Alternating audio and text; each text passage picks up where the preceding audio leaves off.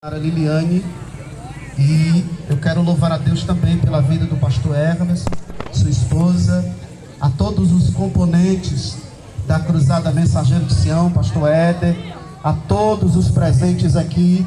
Eu quero dizer uma coisa em alto e bom som para você, e eu me esforço para dizer esta noite o que eu tenho para lhe dizer. Esta cidade de Boa Vista, Boa Vista, é isso? Esta cidade de Boa Vista está de parabéns. Por que, irmão Josué, esta cidade está de parabéns se ela não está aniversariando?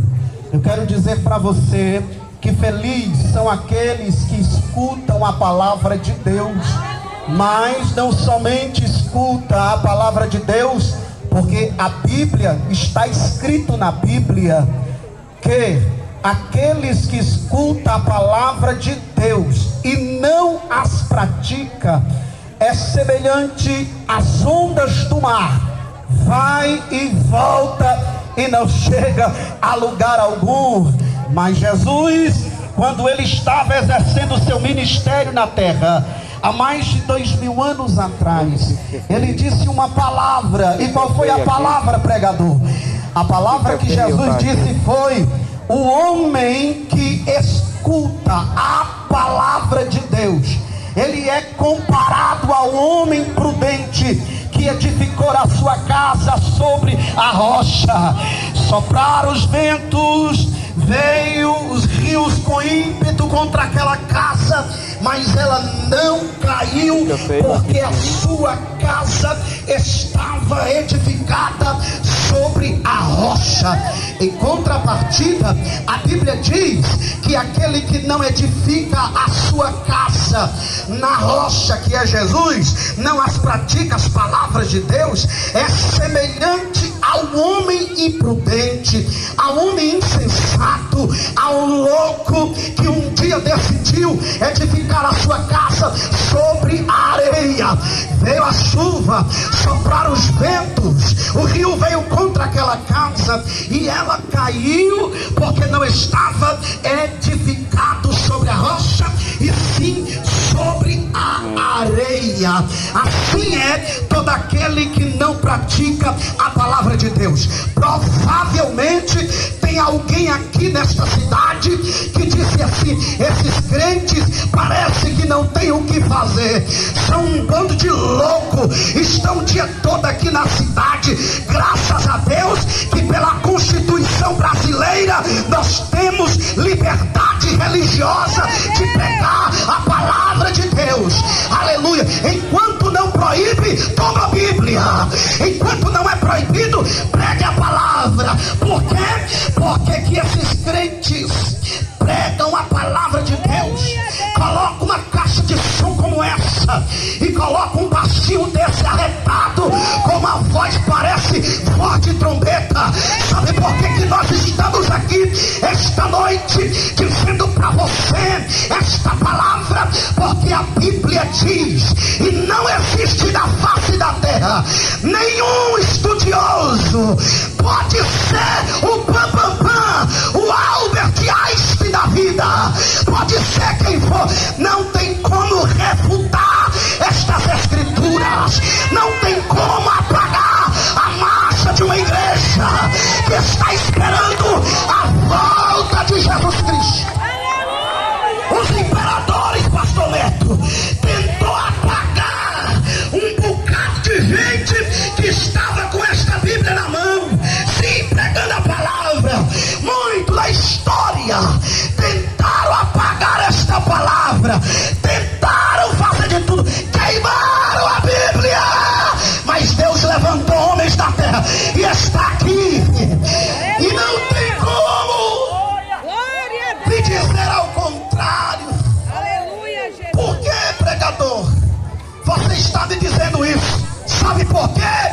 Porque o sangue desta cidade não será justificada pelo fato de não termos pregado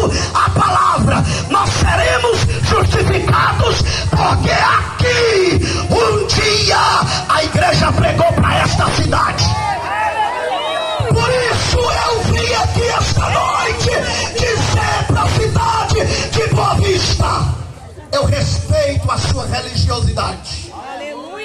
Eu respeito o seu credo religioso, respeito a sua opinião, mas não tem como refutar Jesus. Aleluia! É o caminho, a verdade e a vida. Se a igreja está aqui, me ajude a pregar. Diga comigo, 1, 2, 3, diga comigo: Jesus, é o caminho, a verdade e a vida. E ninguém vem ao Pai a não ser pelo sacrifício de Jesus. Só quem aceitou esse Jesus aí, ó. Meu filho, não tem como ficar parado, calado diante de tamanha salvação.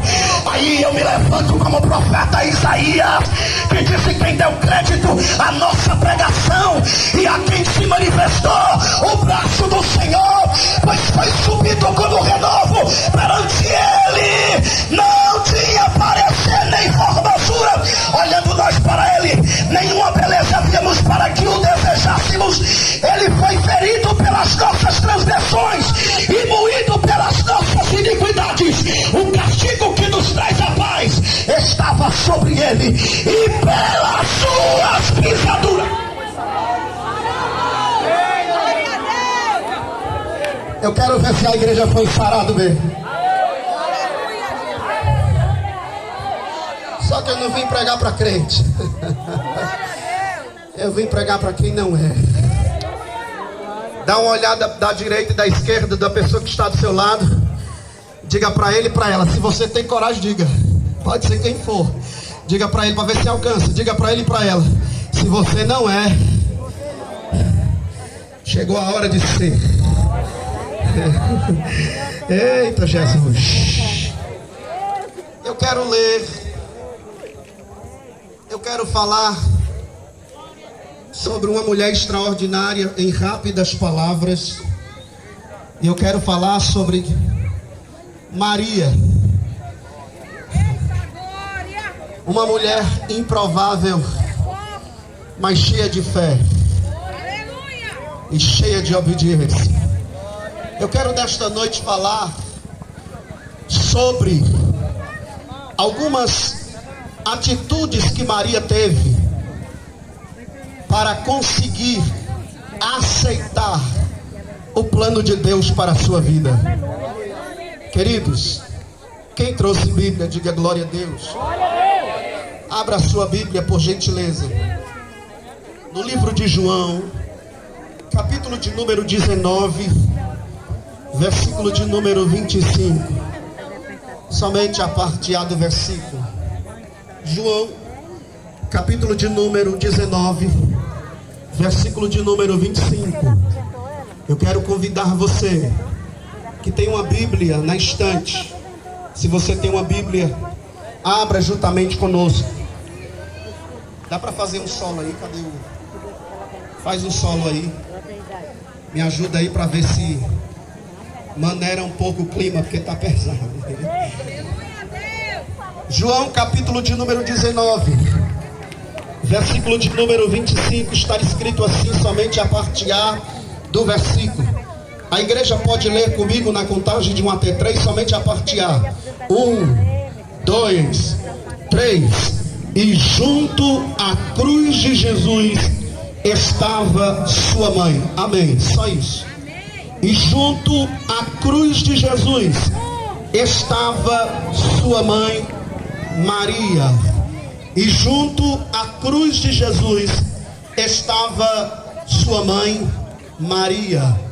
Senhoras e senhores, queridos e amados ouvintes da palavra de Deus, eu quero lhes trazer essa noite uma palavra que venha encontrar guarida no seu coração. E a palavra que eu tenho para você é esta.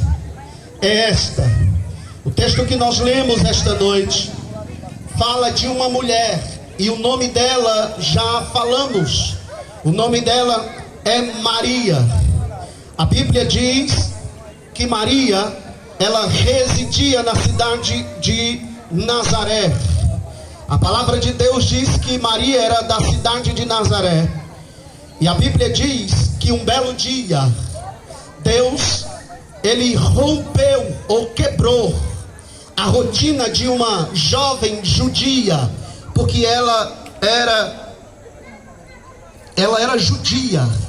E a Bíblia diz que um dia esta jovem, ela estava varrendo a sua casa como de costume, porque as jovens judias ajudavam muito seus pais. Havia um comprometimento de que a criança da idade de aproximadamente 13 a 14 anos, se os pais quisessem oferecer ela para alguém em casamento, naquela época era costume, já podia. E o texto diz que Maria, ela como uma jovem virgem, estava, senhoras e senhores, comprometida com um rapaz chamado José, que era bem mais velho do que ela.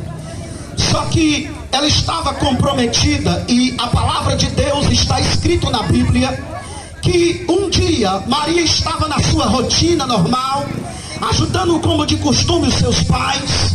E parece que eu vejo, a Bíblia não diz, mas eu posso conjecturar com a minha mente que Maria estava com a vassoura na mão. Quem sabe ela estava, pastor Neto, cantarolando alguns salmos de Davi. Não sei o que Maria estava fazendo, não sei o que Maria estava cantando, mas um dia a Bíblia diz que o anjo desceu do céu e se materializou para esta jovem, e ele vem com uma saudação que não é costume dos judeus. A saudação dos judeus é Shalom Adonai, o Senhor, paz do Senhor. Mas o anjo vem saudá-la dizendo: ah, jovem agraciada. Eu acho interessante que o anjo não chama ela de Maria, mesmo ela sendo adolescente, o anjo chama ela de mulher. Mulher, tu és agraciada. Por que o anjo chama Maria de mulher? Porque Deus tem compromisso com quem tem responsabilidade. Não. Deus tem compromisso com quem tem responsabilidade. Porque todas as vezes que o plano de Deus pairar sobre a vida de alguém, Deus não vai te chamar de apelido. Não. Porque no mundo a gente chama, né, é porquinho da Índia. No mundo é assim, você é apelidado, você tem um apelido. Mas quando é para aceitar o plano de Deus, Deus não te chama de coquinho da Índia, Deus não te chama de queijinho da Xabuxi, Deus não te chama de magrinho, de fantasma. Deus te chama pelo teu nome. Deus te chama pelo teu nome. Ou é mulher, ou é homem, ou é pelo nome. E o anjo aparece para esta jovem, quebrando a sua rotina. E o texto diz que o anjo do Senhor vai prometer uma mensagem de Deus para Maria. Eu sei que todos conhecem a história, mas eu preciso ressaltar isso aqui. A Bíblia diz que o anjo lhe faz a promessa de que Deus se apropriaria, a sombra do Altíssimo viria sobre o ventre de Maria, e dela ela ia conceber um filho chamado Jesus, que significa Salvador. A Bíblia diz, queridos irmãos, que Maria não compreende de imediato a mensagem do anjo, porque seria uma grande responsabilidade. Seria ou não seria? Seria. Porque que grande responsabilidade é essa? Perceba que eu falei no começo que Maria estava comprometida com José.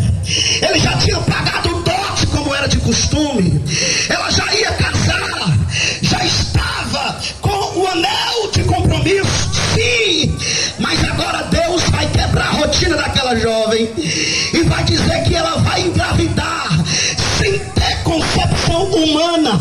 A sombra do Altíssimo vai cobri-la e ela vai gerar o Salvador do mundo. Por isso que o anjo vai dizer, e o nome dele é Manuel, que quer dizer Deus conosco. Eu vou repetir, e o nome dele é Manuel, José significa Deus conosco. Só que Maria está comprometida com José. Agora, é uma grande responsabilidade. Como era que Maria iria contar para José que o anjo apareceu para ela? Como? E agora ela ia engravidar de Deus. Como seria isso? Meus queridos irmãos, o escândalo em Nazaré foi tão grande que a Bíblia diz que Maria teve que se esconder por algum tempo. Pastor Neto, ela estava escondida. As pessoas apontavam para ela, chamavam até Josézinho daquele nome lá. Muitos olhavam para Maria e diziam assim: provavelmente isso é história de Trancoso, isso é história de Carochinha, porque o descendente de Davi, ele vem da descendência de Davi. Como é que Maria vem da descendência de Davi? É porque é desse jeito. Evangelista Eduardo, quando o homem e a mulher aceitam o plano de Deus na sua vida, as pessoas são os primeiros a dizer: agora é crente, agora é besta, agora não vive mais no meio da turminha, agora ele mudou de vida. Aí a minha pergunta é que alguém diz assim, tem gente que diz assim: agora matou, roubou, fez o que fez, destruiu todo mundo, agora é crente. E a minha pergunta para essas pessoas é: qual é o melhor? Aceitar o plano de Deus na sua vida, mudar de vida, de história, ou continuar do mesmo jeito? Qual o melhor? Se eu for dar o microfone para alguém aqui, nós estamos aqui repleto de pessoas, esta aquilo outro que não convém a gente falar, mas todos aceitaram o plano de Deus na sua vida e estão regenerados. Porque quando nós aceitamos o plano de Deus na nossa vida, Jesus nasce dentro de nós. E quem nasce de novo, aceitando o plano de Deus, é uma pessoa diferente. Quer ver como é uma pessoa diferente? Olha a coisa mais linda. Quem era você antes de aceitar Jesus? Só Deus sabe. Mas um dia aceitou o plano de Deus e mudou de história. Provavelmente você conheça alguém que seja seu vizinho e disse assim: rapaz, olha só como a vida de fulano mudou. Quem era ele? Dava trabalho para todo mundo, dava trabalho para a sociedade, e agora aceitou o plano de Deus. Agora ele é nova criatura. As atitudes são diferentes. Mas eu quero dizer uma coisa para você: assim como Maria aceitou o plano de Deus na sua vida, ela foi caluniada, ela teve que ouvir tanto, que quando José ouviu a história de que Maria estava grávida de Deus, que ela ia conceber um filho que iria ser o salvador do mundo, José disse: que conversa é essa? Que história é essa? Isso é conversa para boi dormir. É isso que José, trocando a miúdos, ele quis dizer, porque a Bíblia diz que ele quis deixá-la secretamente, sem ninguém saber. Ele queria preparar sua mala e ir embora por causa da vergonha. Mas a Bíblia diz que quando José estava cogitando para ir embora, o anjo de Deus, aleluia, a voz de Deus, bradou do sonho de José e disse: José, não temas receber Maria, porque o que dela está sendo gerado não é proveniente do homem, mas é divino. É do céu, é do Senhor. E José mudou a sua concepção. Enquanto todo mundo apontava Zezinho, enquanto todo mundo dizia: lá e vai o Zezinho, casal duvidoso, complicado, porque crente é bicho estranho. É ou não é? Crente é bicho estranho. E quem aceita o plano de Deus na sua vida, pastor Herberson, não faz a sua própria vontade. Não. Quem aceita o plano de Deus precisa aceitar de fato o plano que é de Deus. E a Bíblia diz, a palavra de Deus está escrito, senhoras e senhores, que o tempo foi passando, a barriga de Maria foi crescendo, e todo mundo apontando para ela, porque é assim, no dia que a pessoa aceita o plano de Deus na sua vida, todo mundo fala, todo mundo fofoca, todo mundo faz buchicho, fuxico, conversa. Aí o cara agora é crente, aceitou o plano de Deus. E quando é que a aceitação do plano de Deus é válido na vida de uma pessoa? Quem aceita o plano de Deus, pastor Éder, na sua vida, só ele sabe o quanto é bom. É tão bom que ele diz assim: ah, como eu perdi tempo, ah, como eu deveria ter aceitado a Jesus antes. Quer ver como é verdade? Deixa eu ver se tem crente aqui. Eu estou pregando sozinho aqui, é? Deixa eu ver quem foi que aceitou o plano de Deus na sua vida, vai. É com esse aleluia aí. Aleluia! O primeiro contato de Maria com Jesus foi na concepção do nascimento de Jesus. Esse foi o primeiro contato de Maria. Queridos irmãos, queridas irmãs, ouvintes da palavra de Deus, Maria, ela aceitou o plano de Deus na sua vida e ela teve que conceber o Salvador do mundo. O primeiro contato de Maria com Jesus foi em Belém da Judeia, quando César, ele fez que todos os homens e mulheres do império fossem ser alistados na contagem, e Maria e José foi, e a Bíblia diz que em Belém da Judeia eles não encontram hospedagem, e o texto diz que ele foi para uma estalagem em uma hospedaria, e na estalagem aonde era concentrado os animais da época, ajeitaram ali uma caminha para Jesus, chamado de manjedoura, e no meio dos animais irracionais, Jesus nasce ali em Belém da Judeia.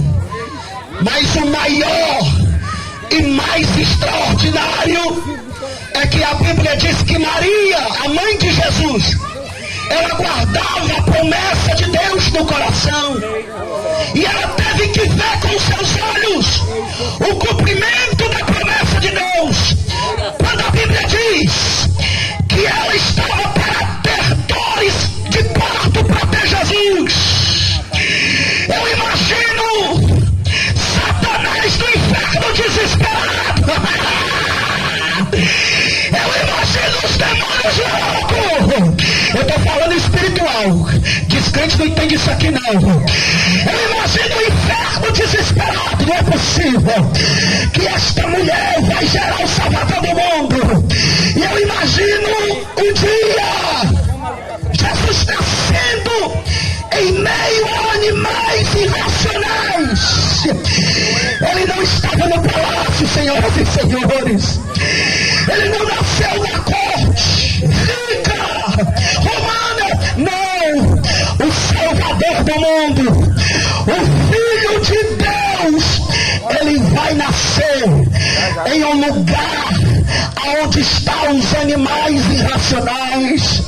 José e Maria, eu imagino, meus irmãos, o Filho de Deus nascendo. Imagina Jesus na eternidade, aureolado de riquezas talares, Rei dos céus, tomando a roupagem humana, se despindo da sua glória, como diz aos Filipenses, e Jesus, mesmo sendo Deus, não teve por usurpação o ser igual a Deus, mas ele se aniquilou-se a si mesmo, tomando forma de homem, e sendo homem, ele morreu em morte de cruz, e ele foi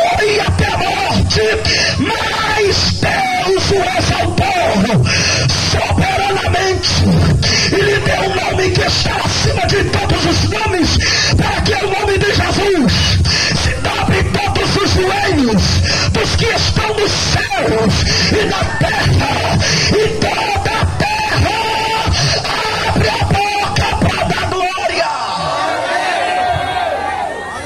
Jesus nasceu, e eu imagino Maria amamentando Jesus. Esse foi o primeiro contato de Maria. Mas Maria guardava a promessa de Deus no coração. E a Bíblia diz que quando Jesus nasce, Maria teve que engrandecer ao Senhor por causa da concepção. E a Bíblia diz que o céu se abre. O céu não fica escuro como esse que está aqui. Não, no dia que Jesus nasceu, as estrelas do céu brilhavam. A Bíblia diz que os anjos entoavam, cantando glória a Deus nas alturas e paz na terra, porque Deus quer que o homem esteja bem, porque o Salvador do mundo nasceu. A Bíblia diz que quando Jesus nasceu, meus irmãos, foram conferir se de fato ele era o rei dos judeus. Mas ele não era o rei dos judeus. Ele veio para ser o Salvador do mundo, para reconciliar o homem e a mulher para com Deus. E esse foi o primeiro contato de Maria. O segundo contato de Maria com Jesus foi quando Jesus, já com 30 anos de idade, estava vendo um casamento em Caná da Galileia. João capítulo de número 2. Jesus foi convidado para a festa. Maria, mãe de Jesus, estava presente na festa. E a palavra de Deus diz que Jesus, como convidado, estava participando da festa. Só que um dado momento da festa, a Bíblia diz que o vinho da festa falta. E o vinho, naquela época, simbolizava a alegria. E um vinho faltando naquela época era sinal de tragédia para o casamento. Era sinal de derrota para o casamento.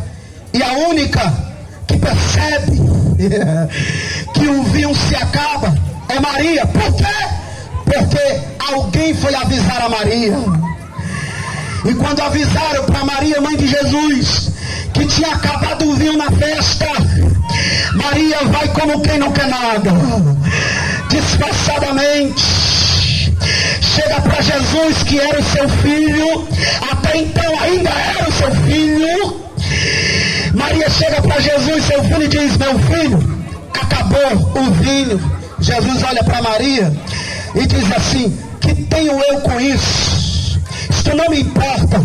Meu irmão, se eu falasse isso com mamãe, era um tapa na cara, porque aparentemente era uma falta de respeito. Afinal de contas, ela era a mãe de Jesus.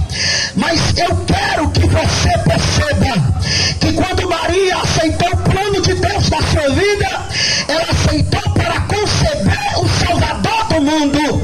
Mas em Caná da Galileia, quando Jesus estava na festa, alguém pode me dizer por que Maria foi procurar Jesus na festa?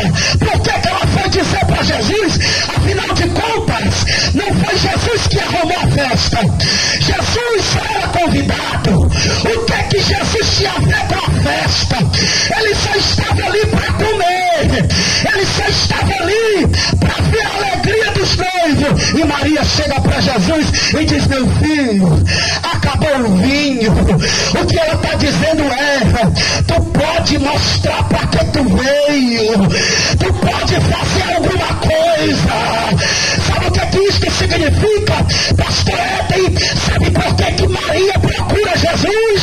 Porque enquanto todo mundo na festa estava procurando Maria, e estava dizendo: provavelmente Maria pode fazer alguma coisa, Maria pode fazer algum milagre, pode salvar a festa, né? Porque a gente acha que é assim. Mas Maria olha para Jesus e diz: meu filho, tu pode fazer alguma coisa, tu pode operar alguma coisa. E eu acho interessante que, se você for analisar na sua Bíblia aí, em João capítulo de número 2, Jesus olha para Maria e diz assim: pede para trazer talha, meu filho, que era 36 litros, assim, era grande, e eles colocam 6 talhas de pedra, que vai aproximadamente 36 litros, e Jesus diz assim: e enche de água as talhas. E eu imagino os serventes dizendo: esse homem só pode estar ficando é doido, ele acha que a gente é abestado, ele acha que a gente não sabe o que está acontecendo, isso é louco. Aí eles olham para Maria: Mariazinha, faz alguma coisa, nos salva, Maria, faz alguma coisa. Maria olha para eles, olha para Jesus: olha, não é comigo, façam tudo quanto ele vos disser. Sabe o que é que Maria está dizendo?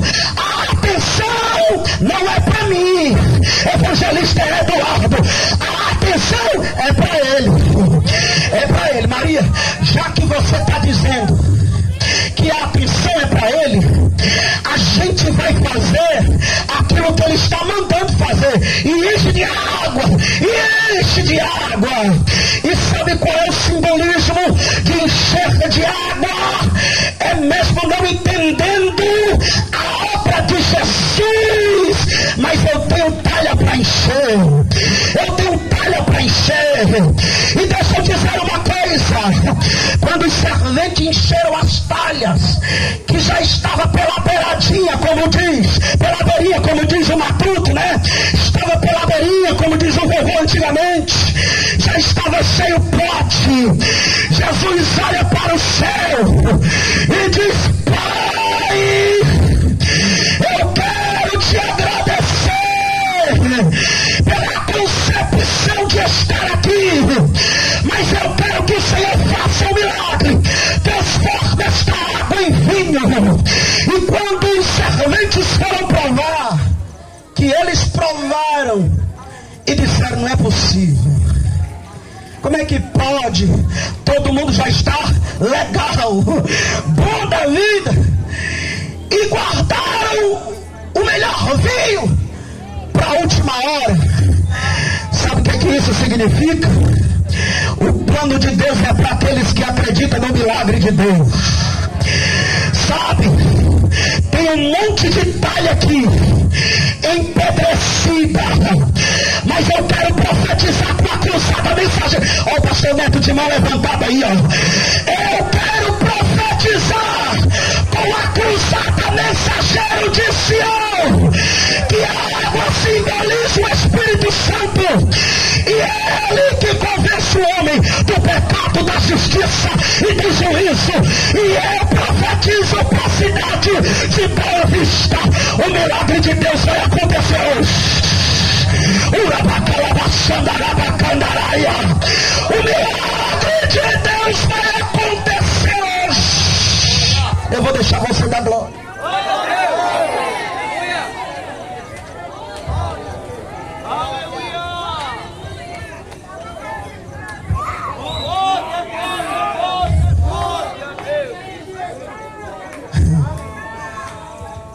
O último contato de Maria com Jesus. E agora eu começo a pregar. Diga amém. Amém. Jesus. O último contato de Maria com Jesus, para mim terminar. Eu vou terminar. Diga comigo: o último contato de Maria com Jesus. Diga para cima e solta bem alto. Diga: foi a cruz. Mais uma vez: foi a cruz. E o que é a cruz? Se não um símbolo de vergonha? Porque uma pessoa, meu querido, escute isso, ser crucificado numa cruz na era romana era símbolo de vergonha, era simbolismo. Escute isso, era símbolo de vergonha para a nação, porque só era crucificado quem era desertor, quem era ladrão, quem tinha cometido algum crime. Mas Jesus não cometeu nenhum crime, porque Jesus nasceu só para fazer o bem para as pessoas, para a humanidade. Só nasceu para fazer o bem. E Jesus, agora crucificado, em uma cruz, no alto do Gólgota, a palavra de Deus diz que Jesus crucificado numa cruz,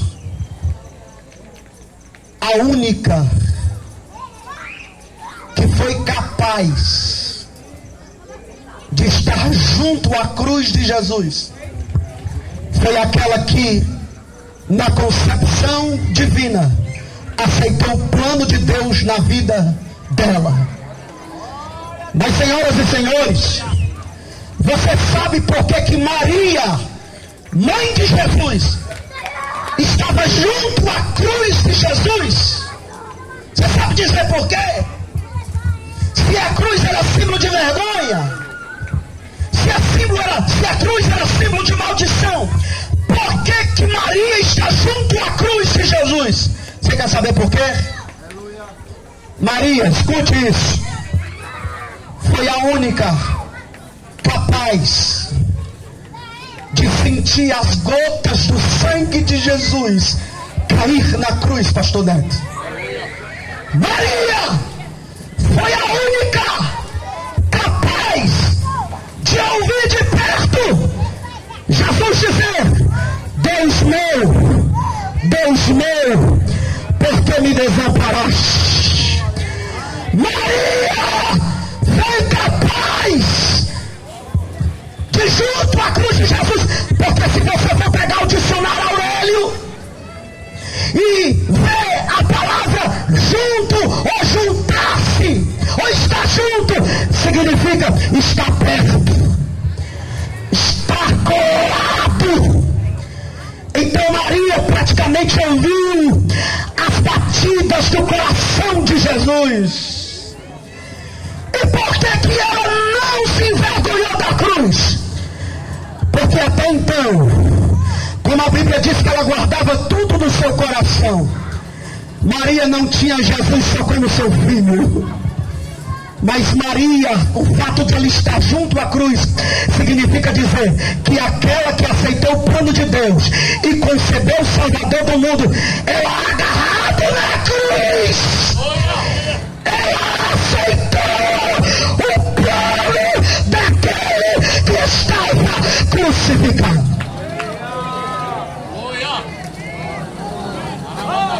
Agora deu um negócio aqui bom.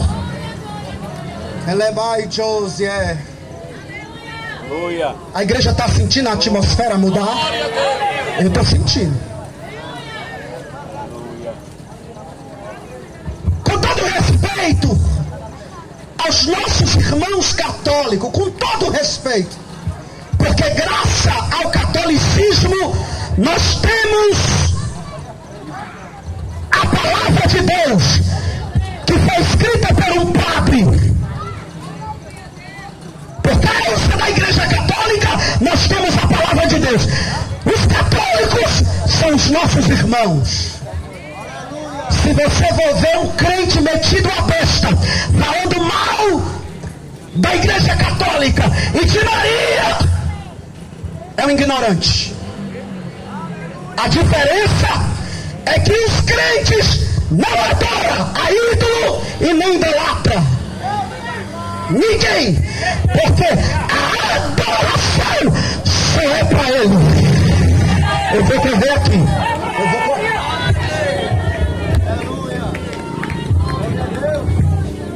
Os músicos se preparam aí. Pastor Neto, pega o microfone aí, rapaz, né? A igreja está aqui, diga amém. Se Maria estava junto à cruz, significa dizer que Maria foi a primeira a dizer: Pastor Hermes, ela disse, eu não posso perder essa oportunidade. Vai ser o meu último contato com o meu filho. Mas quando ela aceitou o plano de Deus, ela diz assim: feliz sou eu. Ela disse: eu sou agraciada. E agraciada não significa ser adorada. Agraciada significa que ela aceitou o plano divino. E Maria, ela é considerada a primeira discípula de Jesus. A primeira!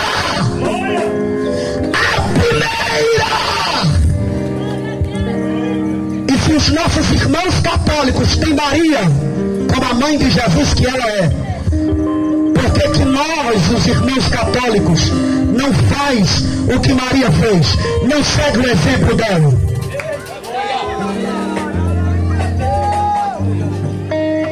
E o que foi que Maria aceitou? Aceitou o plano de Deus. De que forma? E junto à cruz de Jesus estava Maria, ou seja, Ele é meu Salvador. Eu imagino o evangelista Eduardo, Maria abraçado com a cruz, e disse: eu não posso perder esta oportunidade de abraçar a cruz, que vai me tirar da condenação.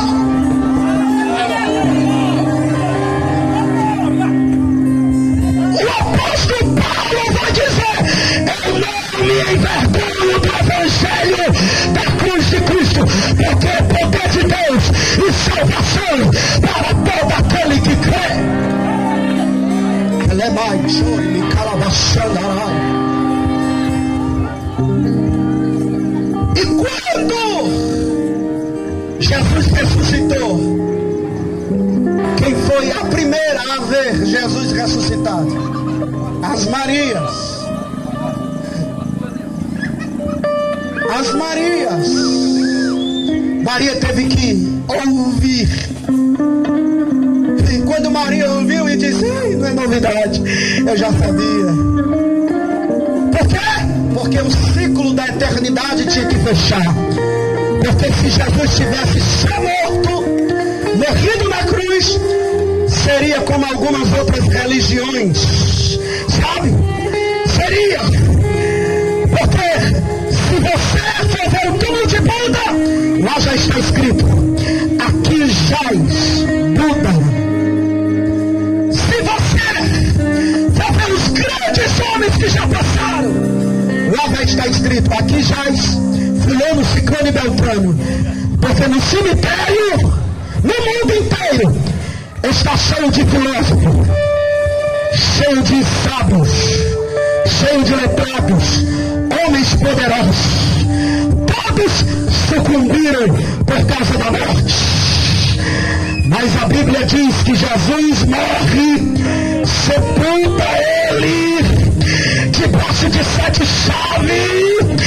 Mas no domingo pela manhã, o anjo está sentado sobre a pedra, e o próprio anjo vai dizer: ele não está aqui, porque já ressuscitou.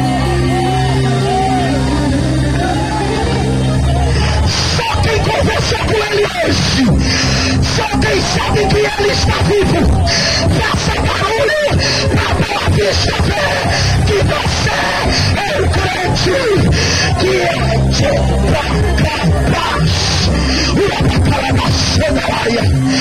Cadê os crentes pentecostal? Agora eu pergunto para vocês de Boa Vista, como não falar de alguém que a morte não pôde com ele? Até hoje, escute, para me encerrar, evangelista Eduardo, sabe com quantos anos que tentam dizer que Jesus não ressuscitou? Sabe com quantos anos? Um mês? 2 meses? Deixa eu perguntar uma coisa para você: por quanto tempo pode se manter uma mentira?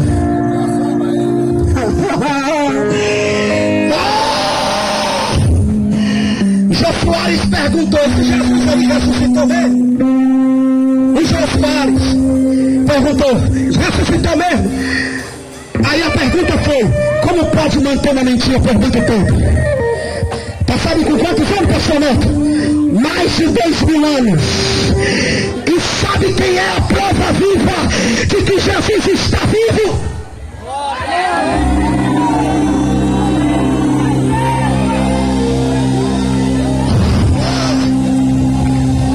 Eu vou sair daqui correndo, meu filho. Porque eu tenho uma boa notícia da Boa Vista. Boa Vista se rende a Jesus, o Filho de Deus. Ou não terá escapação, porque só tem dois caminhos: é ele ou não ele. É você que decide.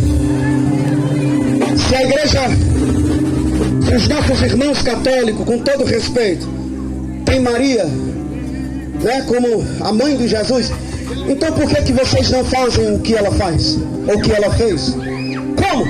Ela não tem vergonha da cruz. E quem é quando alguém que não tem vergonha na cruz? Quem é? Quando é que você não tem vergonha na cruz? Quando? Porque a cruz nos constrange. E a primeira coisa que a cruz revela é os nossos pecados. Oh, glória! Nessa noite eu quero convidar alguém aí, o pastor Neto, alguém para cantar. Eu quero que a igreja fique de pé, por gentileza. Para ser feliz, nós queremos convidar aqui essa noite. É somente crer. As componentes da cruzada, para dar uma volta aqui na praça. E nós queremos convidar você que ainda não aceitou Jesus como Senhor e Salvador da